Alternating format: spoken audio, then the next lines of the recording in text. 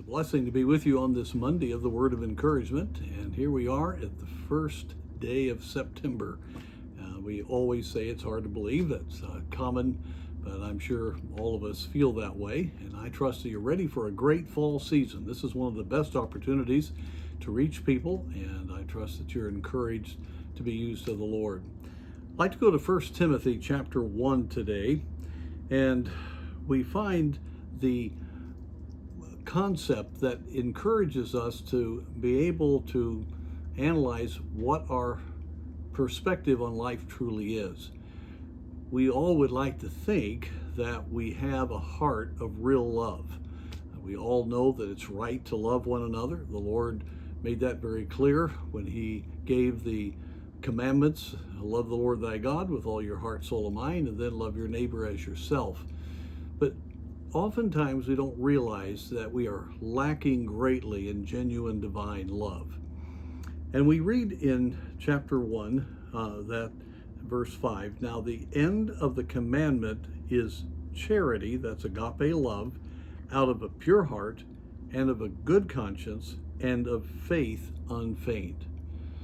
Genuine love will produce these three qualities.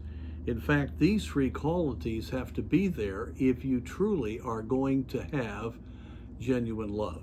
The first one is a pure heart. The reason God is perfect love is that God is perfect holiness. There is nothing about self, there is nothing evil about God. Therefore, He is able to love in a complete way. When God so loved the world that He gave His only begotten Son, that was an amazing act of love from a God who didn't have to do it, who created us, and yet He went through that great suffering because He had pure love. He's absolutely holy.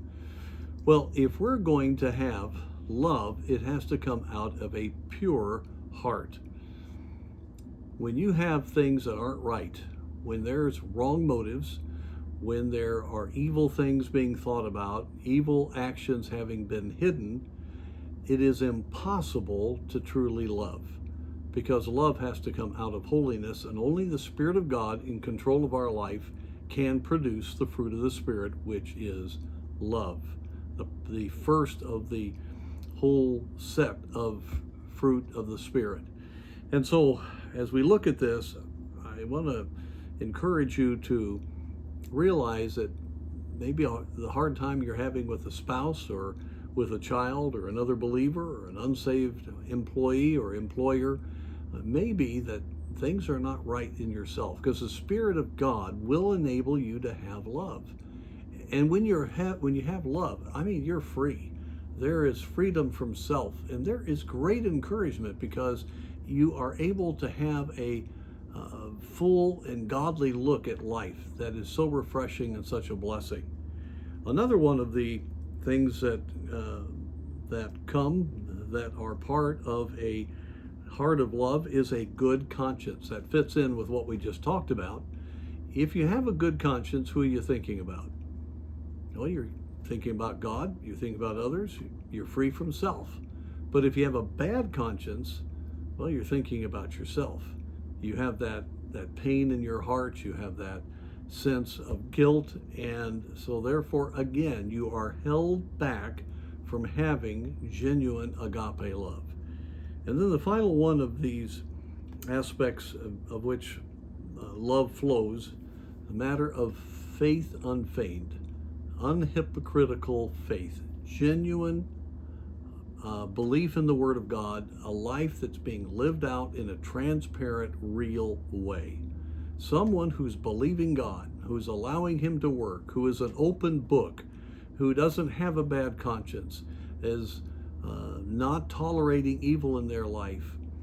A person who is believing that God will work is the person who will believe that God will give them love. And I give this little devotional on this verse in particular because it fits right in with the matter of being encouraged. When you are free to love, you're encouraged. When you give of yourself to others, you're encouraged. When you are feeding your own self, you're wide open to being discouraged, because you'll always be disappointed. So I trust today that you'll think about those three things and allow God to give you the kind of heart that love can flow out of, and therefore encouragement can be part of it.